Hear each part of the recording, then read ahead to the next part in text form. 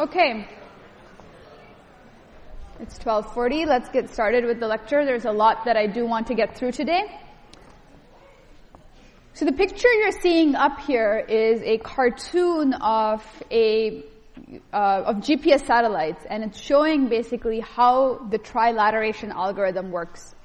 And by the end of today's lecture, that's where we want to get to. We want to be able to understand how we can use the signals from each of the different satellites to understand the distance between where we are, or where our cell phone antenna receiver is, and where the different satellites are, and use this to therefore generate that blue dot that shows up on your phone, and basically understand the position of your cell phone antenna.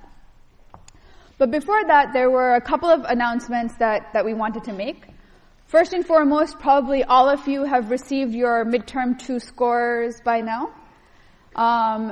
As at midterm 1, probably some of you did better than you expected, some of you did worse than you expected, some of you did as you expected. And again, I want to reemphasize that, this is about trying to learn the material and doing your best. We've had a lot of people come and talk to us after midterm 1, and a lot of students have come to me saying that they're realizing that a lot of the study habits that worked really well in the institutions that you were in before coming to Berkeley don't necessarily work here. And it's true that this kind of class, college experience is different, Berkeley is different, and sometimes you have to change up how you're studying to improve your performance. So, I've made a post on Piazza about different studying techniques. Maybe this will be helpful. Please come talk to any of us. We're always willing to help. Me, Professor Boser, any of the TAs. We encourage you to come, talk to us, and we're here to help you succeed. This is a comic that I really like that Professor Laura Waller shared with me, and I do think it's true. And I think any one of us, and I'm probably sure that even you've all made it all this way into Berkeley, and that's really amazing. But I'm sure along the way, every now and then, there were obstacles that you had to overcome. Everything isn't a straight shot, and keep trying, keep going at it, and you will get there. There's a lot more to be said for perseverance than there is for instantly, winning prizes and having instant gratification. So, for those of you who are feeling like, oh man, I thought I could have done better, we're here to support you, and we're here to make it better. So please come reach out to us. The other thing that I wanted to talk about is that all of you did really well in filling out the mid-semester survey. So everyone will be getting an extra point on midterm 2. So thank you for reaching 80%, I believe that was the threshold. But I just wanted to share a little bit of the feedback, and I wanted to tell you that we really appreciate you taking the time to fill this out, because it does help us in terms of running the class. So, the first question was, well, how's your semester going? And there's a spread of people. You can see for yourself how people are doing. We were happy to see that a lot of people do feel like they're learning stuff in this class. That's good. That's what we're trying to do. We're trying to teach stuff. So we're very glad to hear that. For those of you who feel that there's something more that you wish you would be getting out of the class, please do come talk to us. If it's something that's within our power to change, we're always happy to try and do that. The other overwhelming comment that we saw on the discussion on the survey feedback was that people really, really liked discussions and felt that, the opportunity to solve problems in that smaller setting was very, very valuable. Discussions are a key part of this class. We don't at all expect that just attending lecture and just from lecture you should be able to understand every single concept. The way the class is set up is that lecture introduces things at a high level, discussion is where you really get to understand how to solve problems, and homework is where you get to solidify the concepts. So these are meant as a trifecta, to be used as a trifecta, and don't feel that you have to just understand everything from lecture or understanding everything from discussion, because that's not how the class is set up. The class is set up so that when you do all three things, you will come out the most empowered. So overwhelmingly, people felt that going to discussion was helpful. For those of you who've been attending discussion and finding it helpful, great. For those of you who haven't had a chance to, take advantage of the discussion sections, I really encourage you to do it. Ask your friends. All of the TAs are great. Pick a TA that you think works well for you. Some students we saw had also not attended homework party or office hours. Again, really valuable resource. Encourage you to try it out if you feel like you haven't had a chance to try it out yet. We were great to see that, a lot of people do find the homework interesting and relevant. That's another type of thing that we really try hard to do in this class. Because as you can tell, there's a lot of different types of homework, and all of the homework problems are different from each other. And we don't expect that you're going to love every single homework problem. Our goal is to help you understand what parts of EECS are interesting to you. So as long as there's something in there that sparks your curiosity, that's great. That's exactly what we're trying to do. There were a lot more results. We have to get through class. I don't have time to go through every single survey result, but I can just give you some of the feedback that was directly related to my own lectures. So I can see that for some students, the lecture is a bit too slow. For some students, the lecture is a bit too fast. I'm sorry, given that there's a large number of students, we end up at some pace where we try to be, at the right pace for most students. But again, I'm very open to hearing from you if you think that there are, things that you would like to help improve in lecture. The thing that I did really want to bring up was the fact that this last question, how comfortable is the learning environment in lecture, where we had a non-zero number of people pointing out that they did not feel comfortable in lecture at all. And this was really, really made me feel really terrible. I don't want everyone to love lecture. That's fine. But if someone is feeling uncomfortable and unwelcome in lecture, I would really, just want to listen to understand what is it that is going wrong and how we can try and make this better. We want to make this an inclusive, welcoming, and positive learning environment. And if that is not happening for you, we really want to understand why.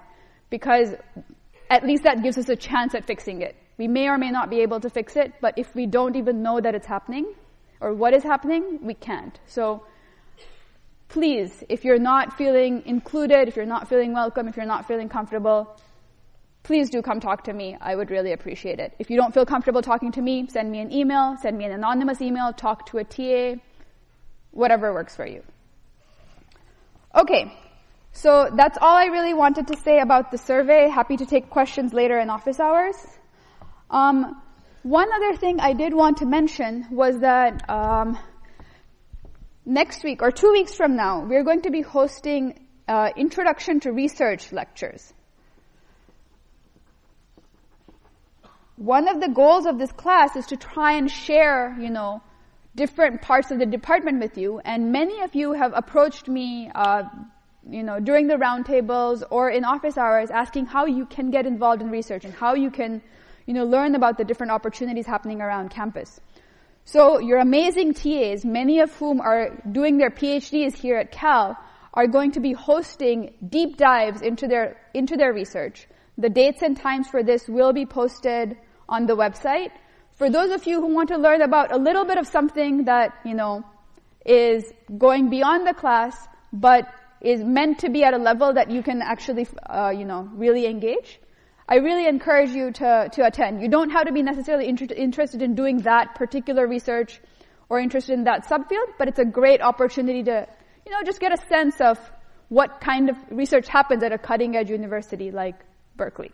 So I encourage you to look out for the Piazza post and try to attend if you can. Question, yes? These will not be webcast. We just don't have the resources to do it, unfortunately. Yeah. But there's going to be, I think, 2 sections. And if you can't attend, there's always office hours.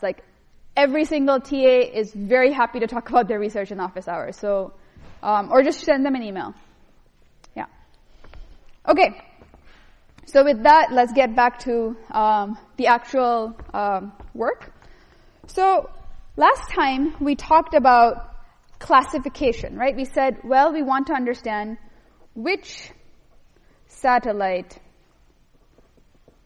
is transmitting. And we talked about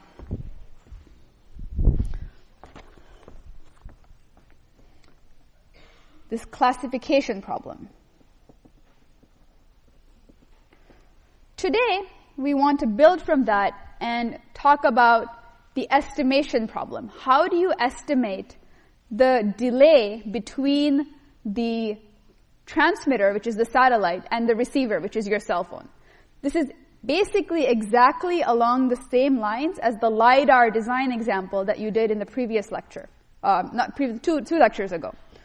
So, estimation of delay is what we want to talk about today. Last time, for the classification problem, we talked about two things. We talked about inner product as a concept, and we basically said that we're going to search for the maximum inner product to be able to try and classify and identify which satellite is the one that is transmitting, right? This is basically a max correlation approach, and you'll see where that word comes from in just a bit, but it's important to also realize that a lot of modern machine learning algorithms rely exactly on a similar max correlation approach. So we're doing this in a simple setting in a 16A context, but this is the same underlying principle that is used in multiple other algorithms. So we're going to build on this today. And last time at the end of class, people asked me the question, well, what happens if you have multiple satellites transmitting at the same time, right? It's all great and fine if you just have one satellite transmitting, you know, wonderful. You will find the correlation, and that's great. But what if you have a situation like the one here, where you have multiple satellites sending you these codes? So for that, I want to pick up exactly with that question to start off the lecture. This is too small for people to read, right? Can people see it now? Kind of? You don't really need to read the code. You just need to be able to see the plots. I'll tell you what's going on. So these codes that these satellites send, right, these signatures, as I talked about last time, they're called gold codes. And they are basically binary sequences. Binary typically means zeros and ones, but we also often represent them as ones and minus ones. Here we're going to talk about them as ones and minus ones. And what I'm showing you here is very related to a problem that you're going to be doing on your homework that lets you explore this in much more detail. So here, what I'm plotting is this array 8. So this is a function here that basically generates a gold code. We're not going to be able to get into how to write this function in this class. You need some of the techniques from a class like CS70 and beyond to be able to really understand this. But tabling that part, basically a gold code is a sequence of zeros and ones. And I'm generating two gold codes for two different satellites here. And I'm plotting, for example, the gold code for the first satellite here. So as you can see, it's a very, very long sequence of zeros and ones, right? In fact, here, this gold code we're using is of length 1024. Right? We did an example of length 5, which was really small, but this is a much more realistic example. And this is the gold code for length, for satellite 10. So I'm first plotting satellite 8 and then satellite 10. And as you can see, maybe I'll make it a little smaller, they're different, right? Can everyone see that these patterns are different? Both of them have lots of ones and minus ones, but they're different from each other, right? So now what I'm going to do is I'm going to say, let me take the inner product of array 10 with itself, right? So this is saying, well, I take the signature for satellite 10 and I dot it. I take the inner product with itself. And what do I get? What do I expect to get? It's a sequence of minus ones and ones. What do I expect to get? the length of the vector, right? We saw this last time. Does everyone remember why? So give me like a little thumbs up, thumbs down if it's clear why we should get the length of the vector. Okay, great. So now, if we look at the inner product across the two different codes though. So it's really hard to tell just by looking at these codes whether they're similar or different, right? But let's look at their inner product. The inner product of 10 and 8 is actually really, really small, right? Compared to 1024, it's almost like 0. Minus 12 in magnitude is really small. So even if there is another code present, we see that basically these, let me step back. So these two codes are basically designed such that if I have a received signal that has a satellite transmitting, the inner product of a code with itself is very high, but the inner product of a code of one satellite with a code of another satellite is very low. So that means that it's very, very hard for me to accidentally think that satellite 8 is transmitting when actually satellite 10 is transmitting, right? And these codes are designed in this specific way. Now, I want to show you one more thing. What if I actually had both of the satellites transmitting at the same time? This is what I really want to think about now. So let's say here I have my satellite 1, and that's sending some signal SA. And I have satellite 2 that's sending some SB. Okay? And let's say I'm over here and I have my cell phone with me and I'm receiving these wireless transmissions from both these satellites. What do I receive here? It turns out that wireless signals behave exactly like the other signals that you've been studying in Module 2. What happens here is superposition. Exactly like superposition happens when you have, let's say, a current source and a voltage source in a circuit. If you have two sources in a circuit, you can say, well, I'm going to turn one off and see the impact of the other. Then I'm going to turn the other one off, see the impact of the first one, and then try to, and basically add them, right? I can just add them together, superimpose them, and that gives me, the actual, for example, voltage at that node, if that's what I was trying to calculate. So my received vector here, instead of just being SA, is actually going to be SA plus SB. Whoop.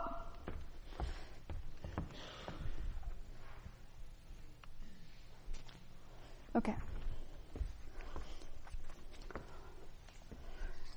And in fact, I will also have probably some other little bit of noise creep in, right?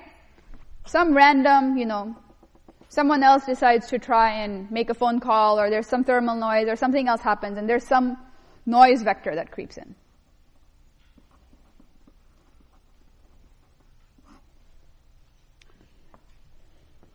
Everyone understanding what's happening at the receiver?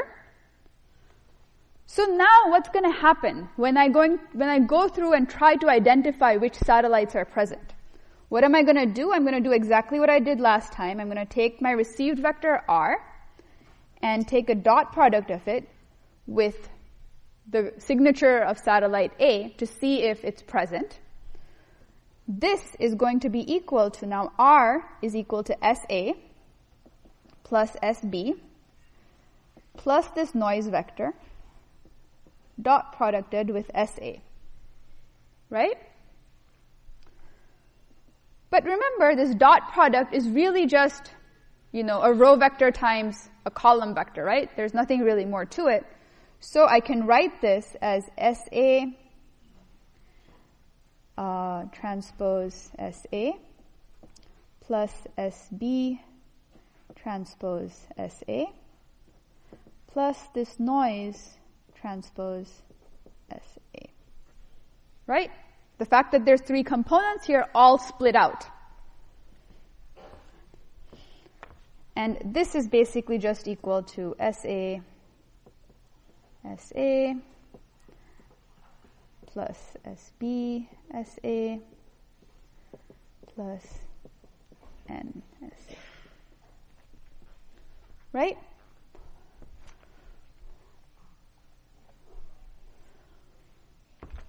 So what do we know from our experiment over there about the inner product between the signature and itself?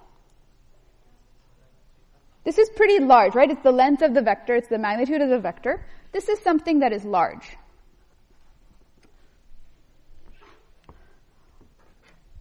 What about what we saw? If we design our codes correctly, if we design our gold codes well, what is going to be the inner product between the signatures of the 2 satellites?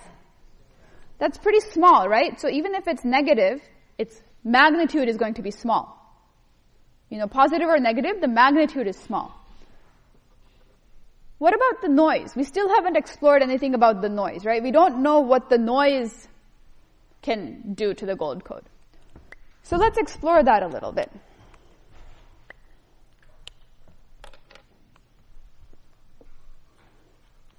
Okay, so here,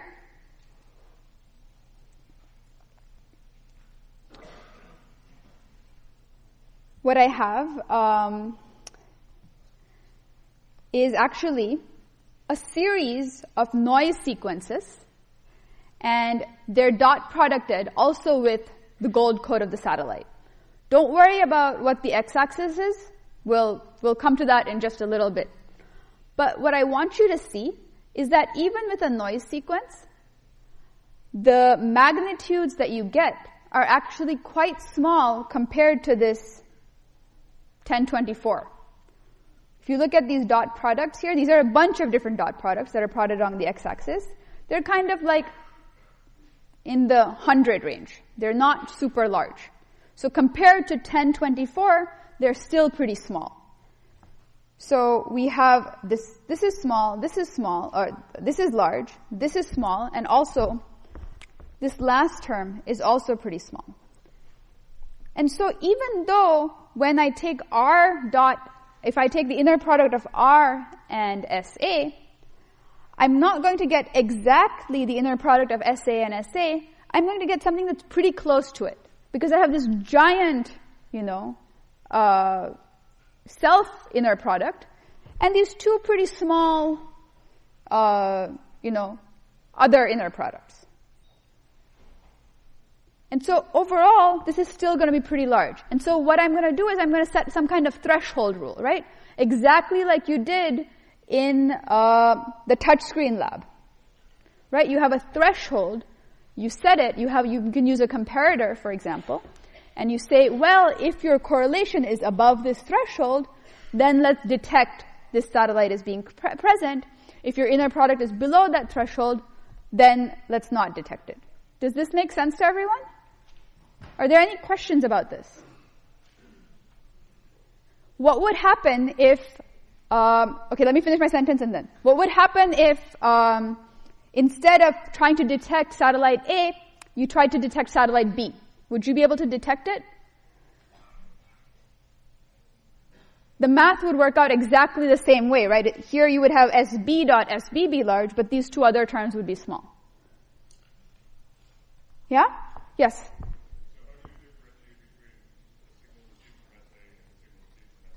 Great question. How do you differentiate between a signal received from SA and a signal received from SB? We're going to get to this just in a little bit. Right now, I just want to be able to assure you that if SA and SB are simultaneously sending to you, you can identify both of them. Okay? So that's really what we care about. And how we're going to differentiate. So the thing that we want to identify really is how long did it take for SA's signal to show up, and how long did it take for SB's signal to show up. And the rest of the lecture is dedicated to answering exactly that question. Yeah. Yes?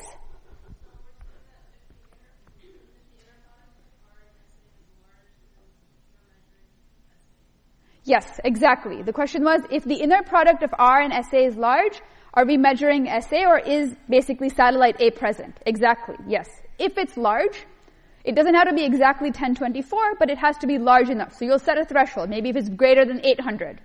You'll do some experiments, you'll see where that threshold should be, and that's how you'll set the threshold. Yes? So when we try to detect, do we scan all 24 gold codes in? Great question. When we try to detect, do we scan all 24 gold codes in? Yes, we do. Yes? So the reason why the noise in SA is small is because noise is very unlikely to be like SA, or? Yes, exactly. That's a great question. Why is the inner product of noise and SA small? Because these gold codes are structured, and basically the probability of any particular sequence of, plus and minus ones showing up is very unlikely. And so, because noise is truly random, of course there's a difference. Like, there do exist technologies that are jamming technologies, right? Jamming technologies and GPS spoofing is a real thing. It is actually not that hard to make someone believe that there's a GPS satellite that is fakely transmitting to them. But we're relying on the fact that this noise is random and not adversarial. Right? So if you had a jammer that was actively trying to pretend to be a satellite, it could screw this up. Yes? So this is a very fundamental question, but when we dot a vector with itself, shouldn't we be getting the magnitude of that vector squared? Yes, we do. Except that our things are plus and minus 1. So in that case, we just get the magnitude of the vector would be square root 1024. The inner product is the square of the magnitude. Yeah. Okay. Great. So we have now identified that if we have two satellites simultaneously transmitting, then we're able to identify that they're both there. The rest of the lecture is about trying to answer the question that was just asked, which is, well, how do we know what the delay between, how do we decide, well, they're simultaneously transmitting, but what is the delay of satellite 1 and what is the delay of satellite 2? So let's answer that question. Could I have both document cameras working again?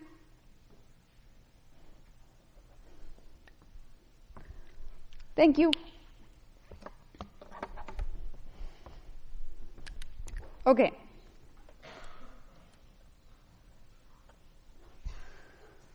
How to estimate delay. Okay. So now we have this satellite, and it has its, let's say, code, right?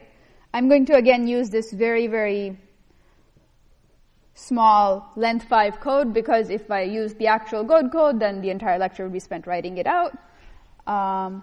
But we're going to represent it the same way we did last time.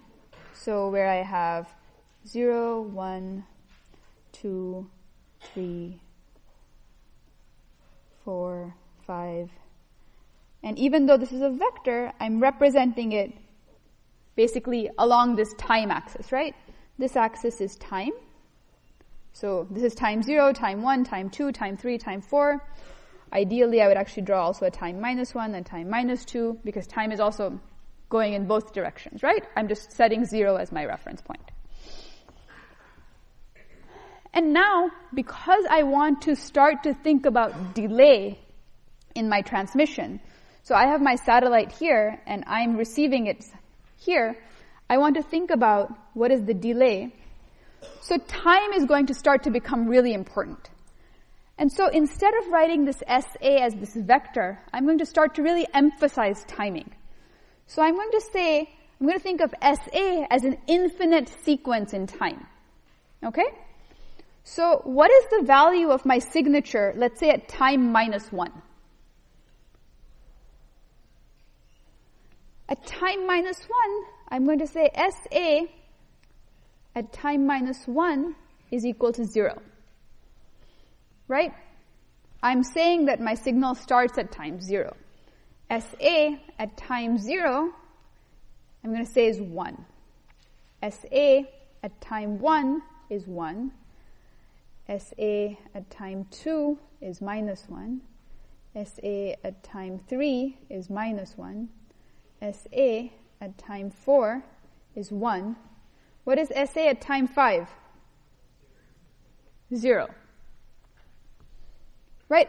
I'm not doing anything other than writing this out in a different style, right? SA of n, where n is an arbitrary time index, or SA of t, is called a signal. And these, values are sometimes called the value of the signal at time 0, at time 1, at time 2. They're sometimes also called samples. These are all different words that are used for similar things. Okay? So I have this. Let's say now at my receiver, this pen is not good.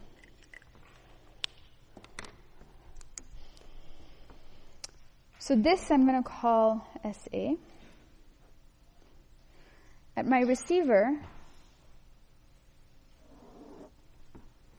let me try to make this kind of similar. This is my 0, 1, 2.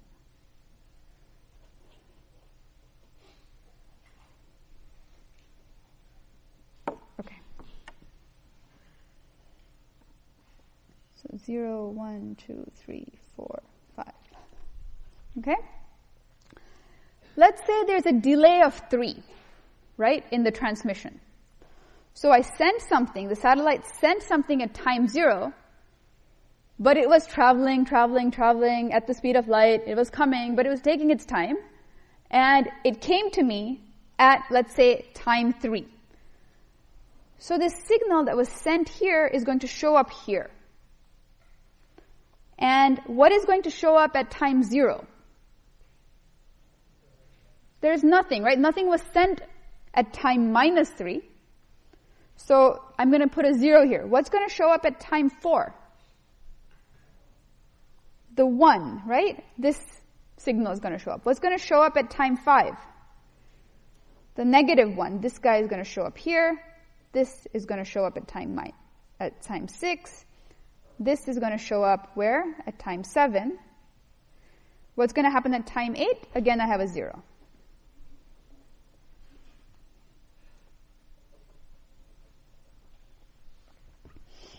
So here, I think of this received signal, R of n, as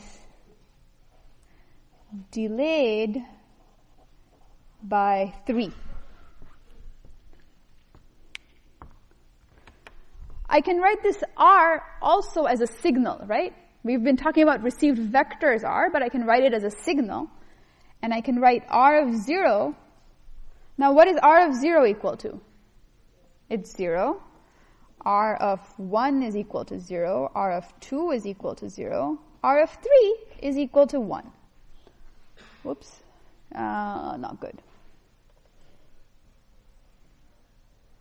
Okay. R of 4 is equal to 1. R of 5 is equal to minus 1. R of 6 is equal to minus 1. R of 7 is equal to 1. R of 8 is equal to 0. Right? I just wrote out the numbers really fast, but does everyone see that basically this just shifted over by 3?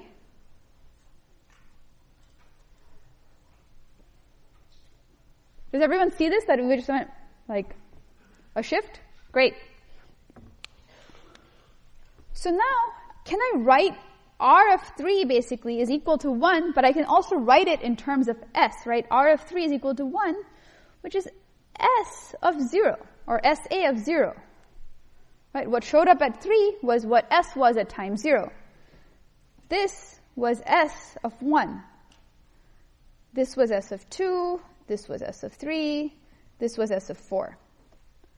More generally, I can say R of n is equal to S of n minus 3. Right? R is S delayed by 3. So a general sample of signal R is just that, the n minus 3 of signal S. This is something that I have seen many students get confused on, so I'm trying to really make sure everyone gets this. Does everyone understand what it means for a signal to be delayed by something?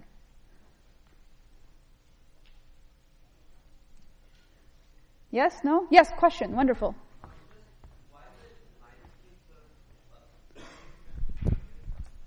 Question is, why is it minus 3 instead of plus 3?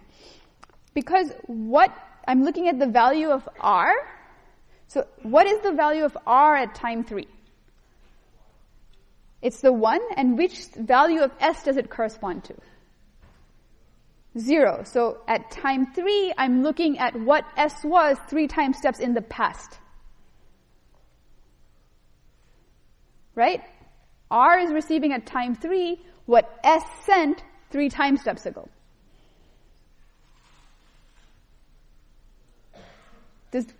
Does that help? This is confusing. Like, these are good questions. Okay, take a minute and make sure that you understand what this shifting just did. So, take a minute to puzzle it over. Make sure you understand why it's minus 3 plus 3.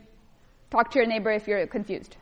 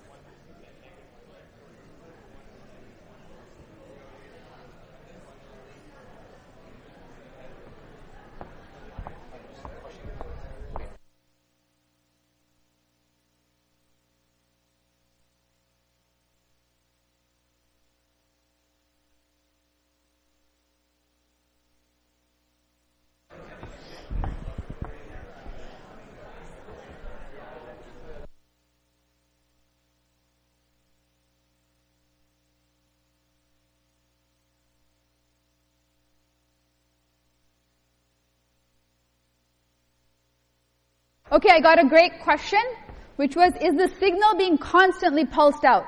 Is the satellite going, I'm here, here's my name, I'm here, here's my name, I'm here, here's my name? Is it constantly doing this? In reality, yes, and we will get to that case in, just a couple of minutes. But right now, we're saying the satellite is quiet forever. It wakes up once in its lifetime, announces its existence, and then goes back to sleep forever.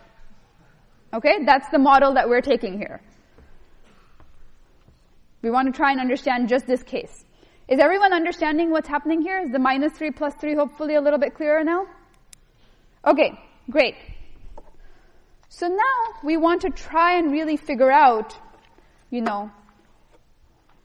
how do we can look at these signals and we can say, well, the first pulse here went at 0. Let me look here. Oh, the first pulse went at 3. Well, probably the delay is 3, right? We can do this by inspection, but that's definitely not an algorithm a computer wants to implement. So we're going to use another idea, which is basically a variation on inner product, nothing that different, called correlation or cross-correlation. Cross-correlation. And I'm going to define the correlation of received signal with respect to this received signal R of SA as the following sum. I is equal to minus infinity to infinity, R of I, SA of I minus K. Okay, so let's unpack this for a minute, okay? We have this signature here. Oh, I have multiple pieces of paper. I can do something.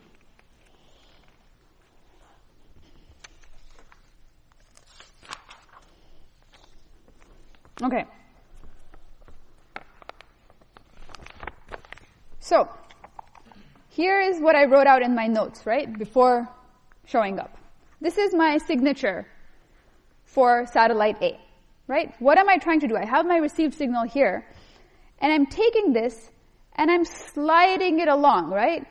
Does this pattern match? No. Does this pattern match? No. Does this pattern match? No. Aha! Locks, right? This fits exactly. Oh, nice pattern match. Shift it more. Does this pattern match? No. Right? I'm basically sliding my signature along this time axis. Does everyone see that? What this summation is trying to do is exactly that sliding. So it's saying, let us look at different shifts of this signal, right? Of the signature of satellite A. I'm going to look at it at different kinds of shifts and find that shift which is the best. And I forgot to write an index here. This should be correlation of K. So correlation of SA at shift K. So let's unpack this just a little bit, right? So let's look at correlation of R SA at 0. So this is a sum. I is going from minus infinity to infinity. R of I. And here I'm choosing K equal to 0. So this is SA of I minus 0, which is exactly just SA.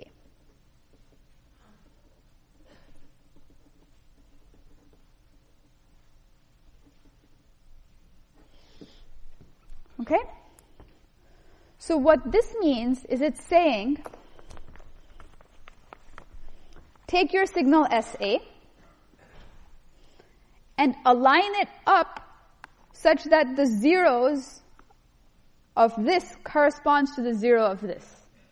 Right? Look at the zeroth sample of SA along with the zeroth sample of R and multiply them together. So this sample multiplied by this sample.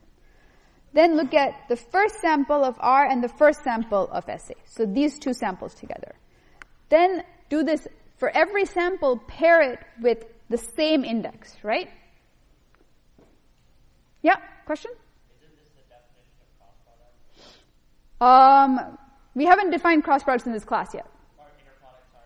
This is not, so inner product is defined for vectors. These are no longer vectors. Vectors are finite dimensional objects.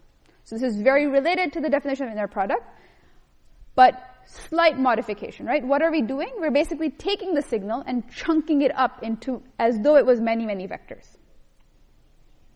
But we're writing it out slightly differently. But you're exactly right. It's very, very related to inner product. So if it helps to think about it that way, go for it. Other questions? So what we're doing is saying, well, let me look at this, for example, to follow this suggestion of looking at it as an inner product. Let me look at this length 5 vector here.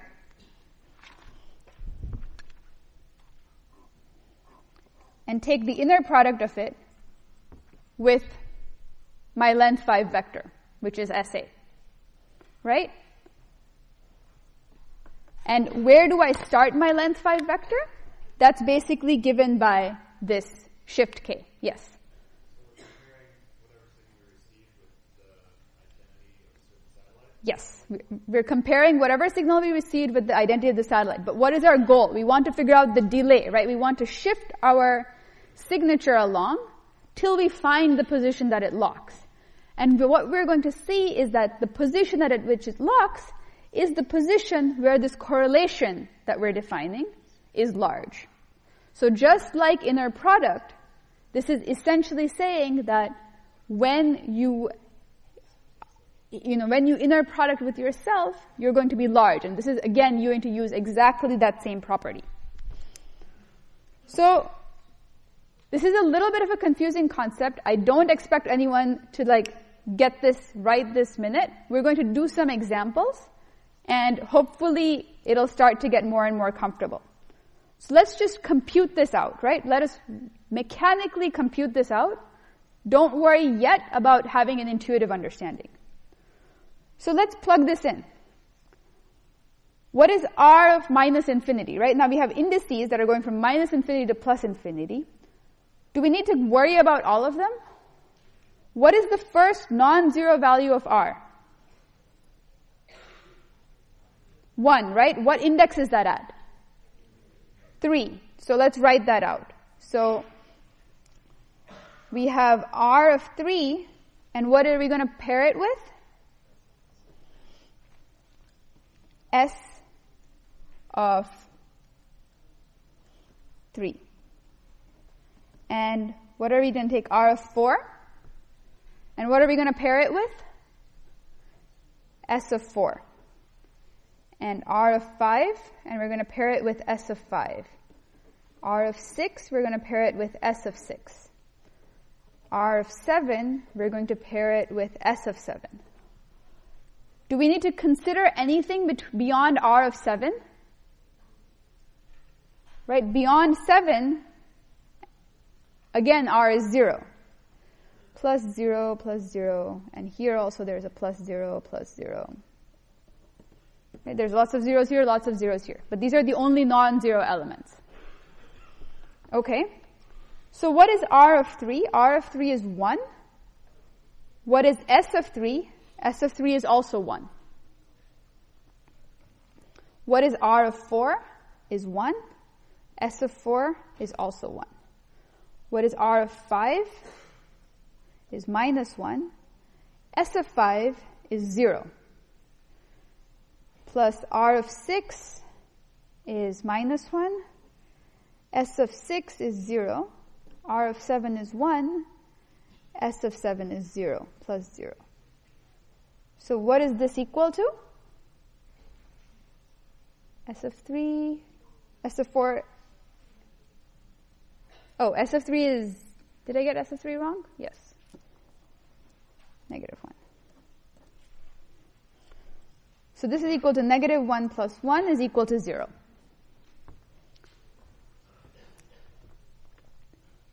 Okay, I'm going to pause again for a minute. Make sure you understood what I just did here. If you have a question, write it down, think about it, and then ask it.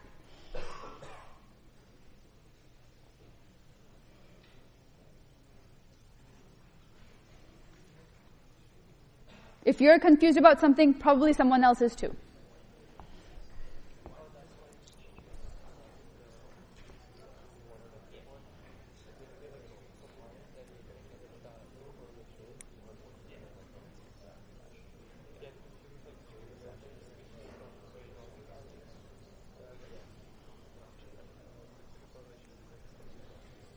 Yes, question.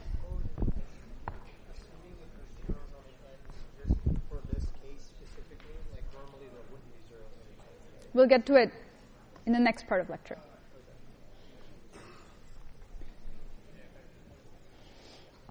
Yeah? So then would you consider this for a bunch of different values of k?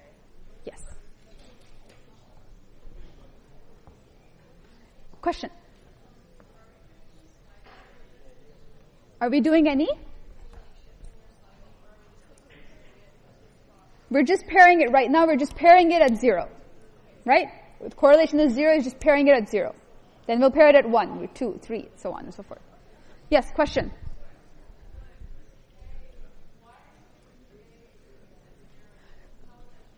Great question. We're going to choose k as every single number. We just started with k as 0. No, it doesn't. I will get to that. Great, good, very good question. Yeah.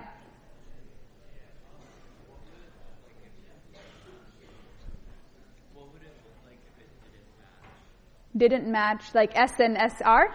Okay, great question. Okay, everyone has a similar family of questions, so I'm going to try and answer those now to everyone.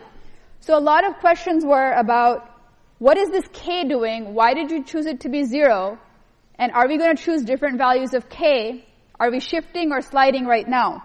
So right now, when we're choosing k equal to 0, we're not shifting this signal. We're just saying we're going to choose it so that the zeros align with each other.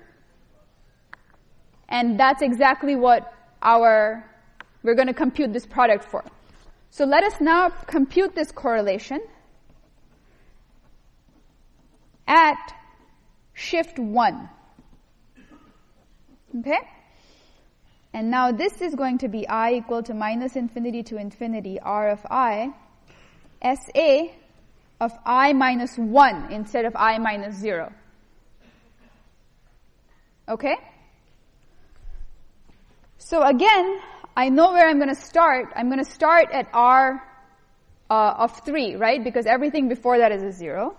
So I'm going to have a R of 3, SA of 2, plus R of 4, SA of 3, plus R of 5, SA of 4, plus R of 6, SA of 5, plus R of 7, SA of 6. Right? So what am I pairing with R of 3? I'm pairing signal value at 2, right? So where am I going to put this? So I'm pairing now the, with R at 3, I'm pairing this up like this.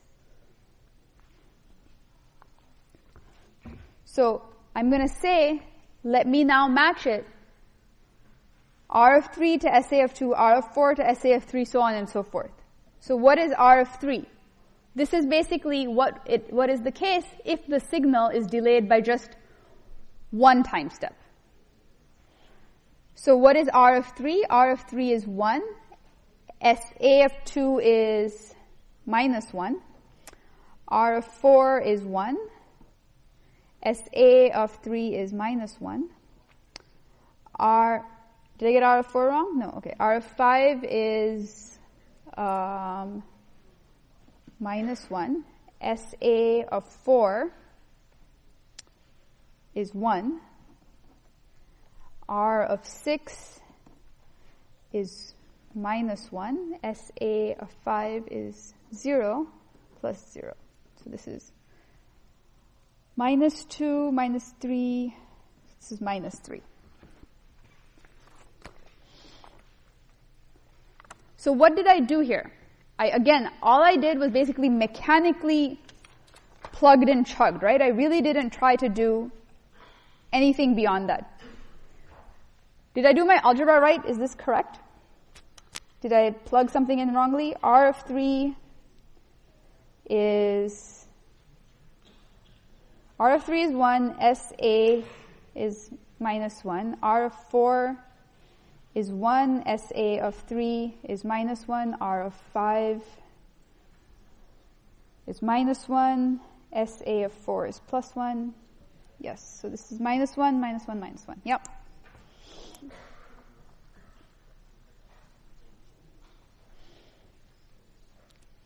Okay, so we got this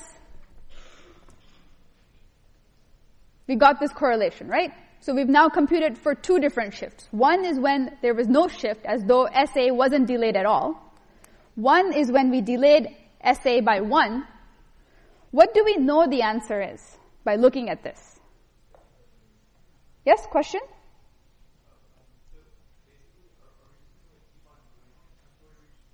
Yes. We want to basically see how we can go forward this way, but I want to just basically explain how this is happening. So I don't want to sit here and compute out every single one of these. Let's just do the one that we know is the answer, right? See what we get. So is it okay if how do I show you this? Okay, let's keep this here. And which one do you want to see? Do you want to see this paper or this paper? The one with the pictures or the one with the equations?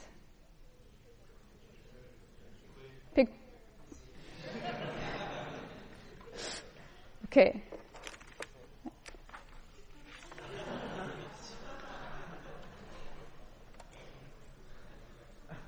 Sort of.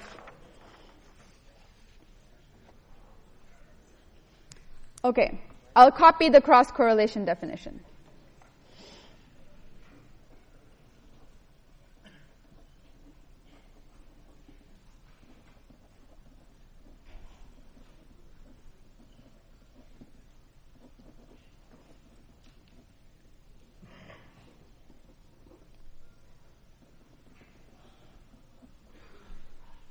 Okay. So now these are just calculations that can be hidden. Okay. So let's now compute correlation RSA at delay 3. Why don't you take a minute and do this on your own? Like, make sure that you know how to do this. There's no point me writing out plus ones and minus ones here. Really, the thing is for you to be able to do this.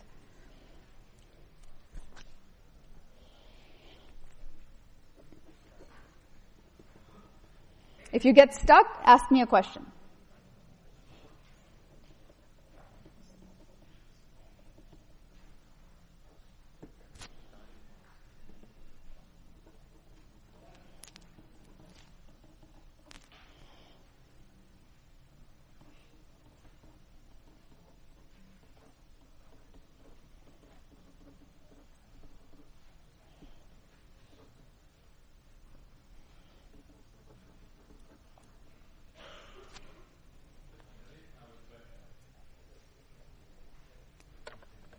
Yes?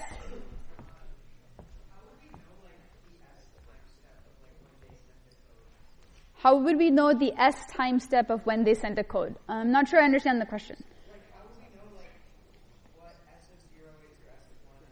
So what is S of 0, S of 1? Excellent question.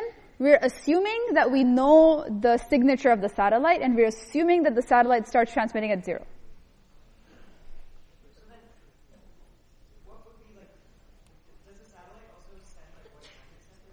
Yes, so we are assuming also that the satellite has a clock, we have a clock, and these clocks are the same.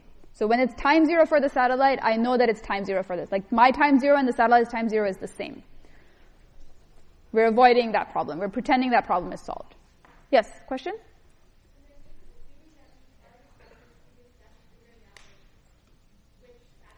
Yes, so we're right now assuming that, again, we're back in the domain where there's one satellite transmitting, or we've figured out which satellite is transmitting, and we're just trying to estimate the delay of one satellite. We'll put it all together in a little bit.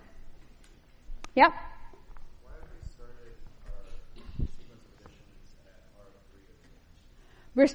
we starting our sequence of additions at R of 3 every time? That's a great question. Because we know that R is 0 for everything before 3. So I'm just not writing it out, because I could write 0 plus 0 plus 0 plus 0, but the first non-zero is here, so there's no point starting before that.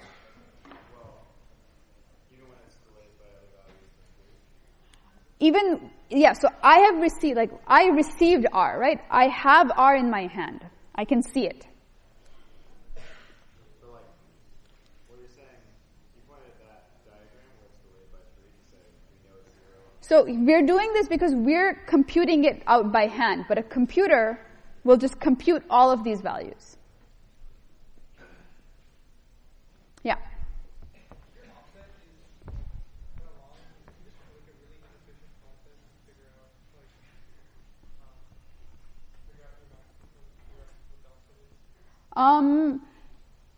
If your offset is long, would this be very inefficient? I guess you do have to search through all of your different offsets. That is true.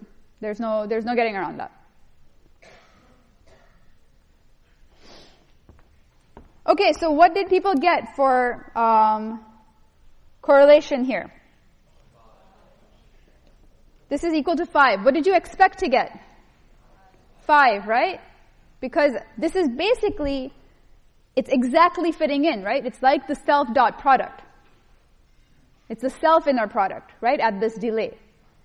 And what you see is that this inner product, or this correlation, this is the largest of all of the other delays. You can compute this, for every single delay of S, but you will see that this is actually the one that is the largest.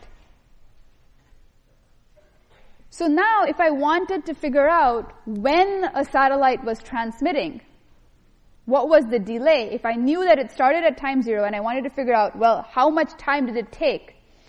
What do I want to do? I want to compute this correlation, and I want to then say, well, where is my maximum? That maximum is going to tell me exactly what the delay is. And that delay, once I know the delay, I can say, well, I know that my waves are traveling at the speed of light, so I can compute the distance given the time of flight of my signal. Yes, question? If you have multiple satellites, now you just mask all the satellites into like the same pattern. Great question. Well, what happens if you have multiple satellites, right? So this is exactly what you will be implementing in your homework. What do you do with multiple satellites? You do this iteratively. So first you find out which satellite there is, and what you will see is that then you have your received signal. You will slide your satellite signature along your received signal. You will find that if the satellite is present, there will be a peak at some point. If there is a peak at some point that goes above a certain threshold, that now tells you two things. One, it tells you that that satellite is present, and second, it tells you the delay. Because you're now going to not just look for the signature at one time point, but you're going to look at it at many different time points.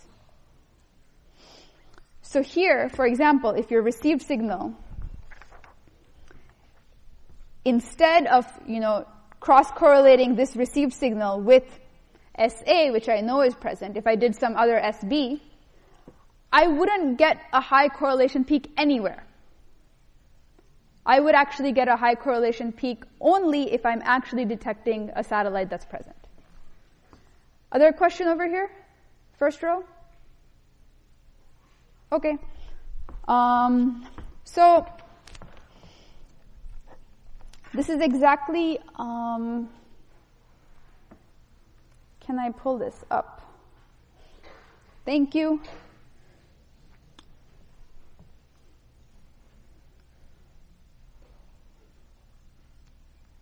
So here, what is this now plotting? Here, what I've done is we're looking now at the cross-correlation of two signatures. So we're saying, okay, let me tell you one more thing, and then this will become clear. So there was a question that people were asking, which is, well, you're saying that, the satellite sleeps for a while, wakes up once in its lifetime, transmits, and then goes back to sleep, right? But in reality, that's not what's happening. That is not what is happening. What is happening is the satellite is actually continuously transmitting the same signal over and over again. So in reality, what the satellite transmission is it is like this. So this is our signature SA, but it keeps doing it.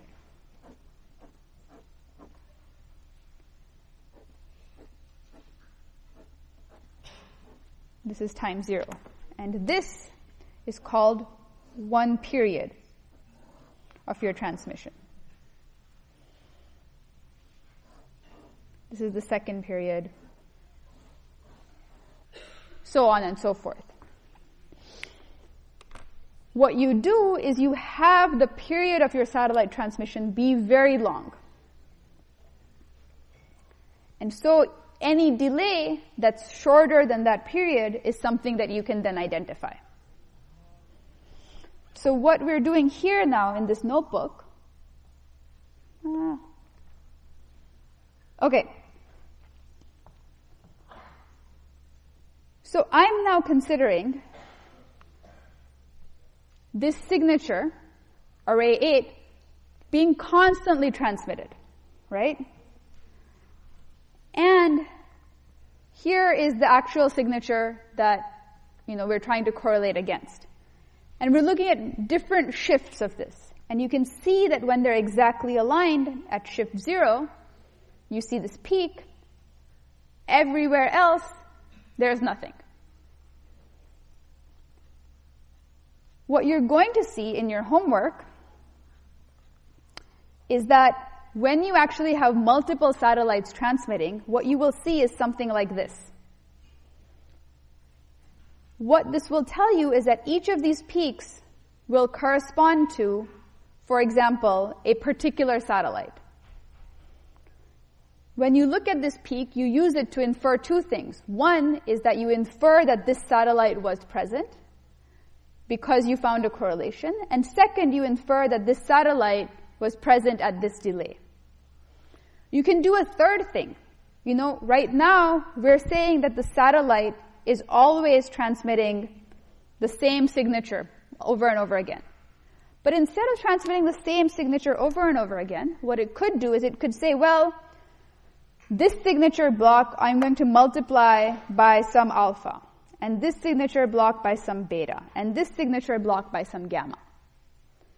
Turns out, this is what is called modulation, and this is something that you can actually recover these alpha, beta, and gamma as well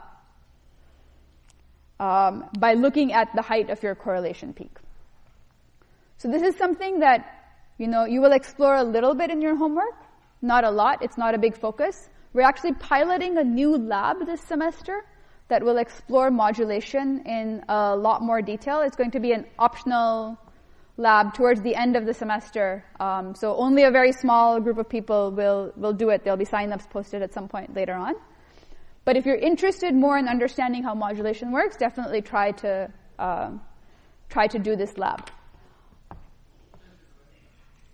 Yes? So if there was a scenario where you were so far away from the satellite that the delay was equal to the time period of the signal itself, does that mean that you wouldn't be able to detect your distance? Great question.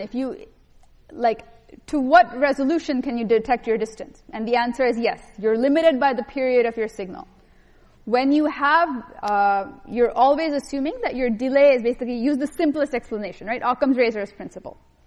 So if you can say that, well, my signal has period 1024, my delay could either be 2 or 1026, right? These are the two possible delays.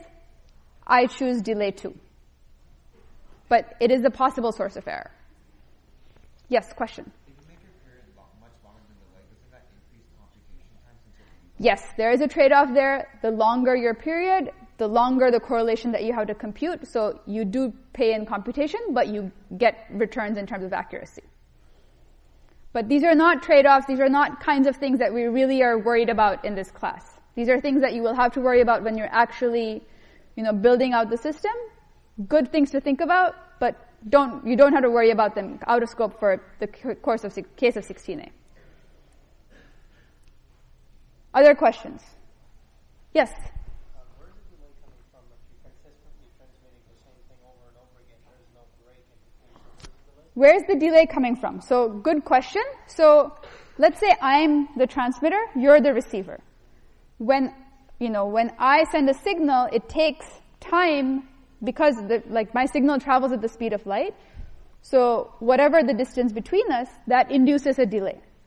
So even if I'm singing this song at a certain clip, there's a small delay. Even if that song keeps getting periodically repeated, you will receive it at that same period, but shifted by a little bit.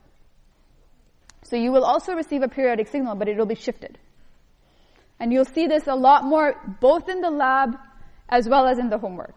Right, but I don't know when you started singing, so I don't really know. So you assume that you do know that my song starts at time 0. So you know that it starts at time 0, it goes till 1024, the next one starts at 1025. You know this. Or if you start at time 0, you'll go to 1023, and then you'll start the next one at 1024. So you know this. This is fixed. Yes? How do you get a negative peak in the correlation graph? Great question. If you choose any of these alpha, beta, gammas to be -1s, you will get negative peaks in the correlation graph. This is a preview from what you'll do in homework. Question? What's the point of modulation? Point of modulation is to say, well, when a satellite transmits to you, it can basically communicate 3 things. First, it can say, hello, I'm here, I exist, right? That's what we talked about last time. Second, it can also tell you how far away it is. That's the second thing we talked about.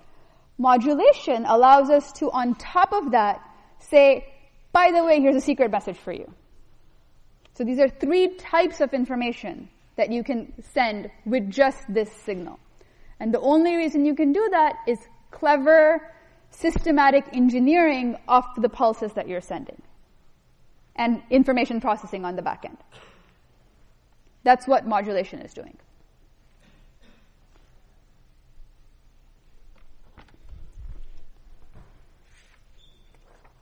Okay, so we have a little bit of time left. And in this time, I want to come back to saying, well, let's say we now have distances from multiple satellites. How do we actually put them together to be able to recover our position, right? So how do we go from distances to position?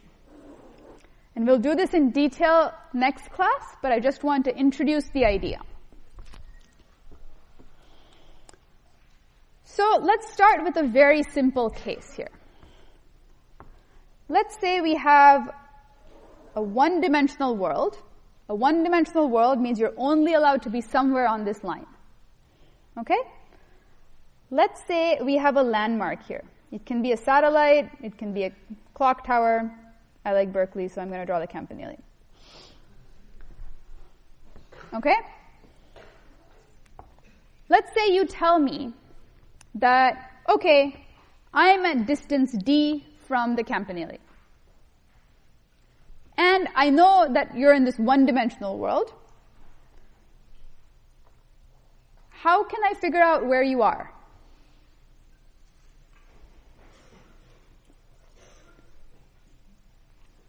Yeah? Yeah. The answer was, well, I could be at distance d on the right or in the front. Or I could be at distance d behind the campanile. Right? Both of these are valid options. So if I have a one-dimensional world and I have one landmark and I give you one measurement, can you uniquely identify where I am? Right? One measurement somehow doesn't give us enough information. What would you also want to know? Yeah? One more measurement, right? Maybe one more measurement. So another landmark. What's your favorite landmark on the campus? I don't know. Doe Library. Okay. Doe Library. Doe Library looks like that? Dome? I don't know. Okay. Okay. Some structure. If you told me a second measurement and you said you were D1 distance from Doe Library or some other landmark, then I could use this to figure this out, right? Where else have we seen, oh, do I have enough measurements? Do I have enough equations? Do I have, how many unknowns do I have? So where are we going to go with this? We're going to go back to basically building on principles from Module 1, right?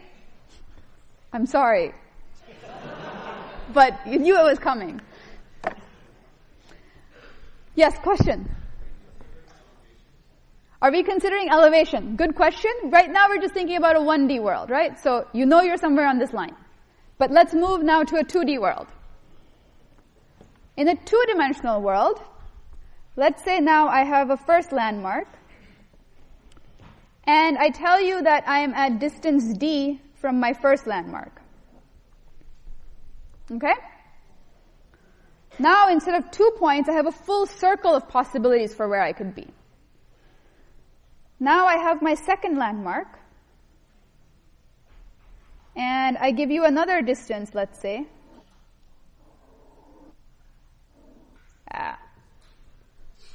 Not a very good circle. Okay, approximate circle. Pretend it's a circle. you have another landmark and you get another distance that says where you are at compared to this other landmark, right? In 2 dimensions now, how many options do you have for where you actually are? It could be either here or here, right? Again, do we have enough equations? Not really. So what would we want to have? We would want to have basically a third measurement, right? If I told you that, well, you're at a distance d3, let's say from a third measurement,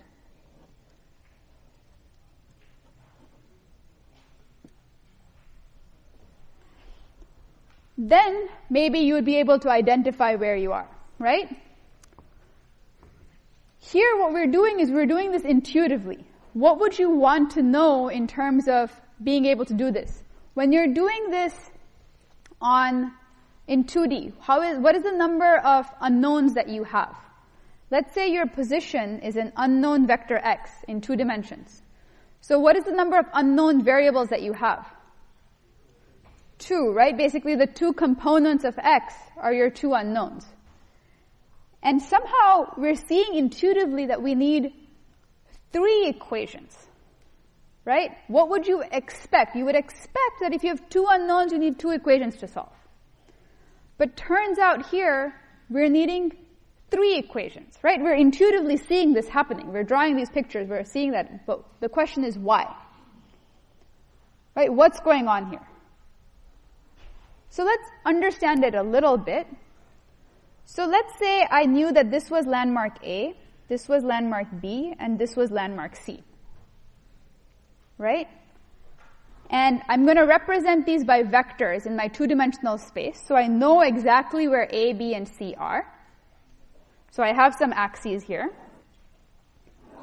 This is my origin, 0 vector.